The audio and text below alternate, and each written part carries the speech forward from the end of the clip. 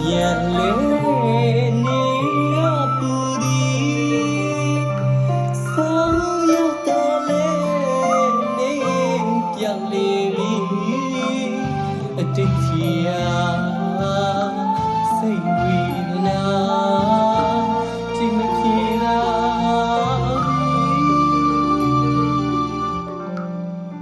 တထားရဲ့မောတော်မထောက်ညာအမြတ်မပွားပြီ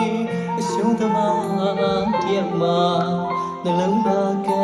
ကအလွမ်းပြေ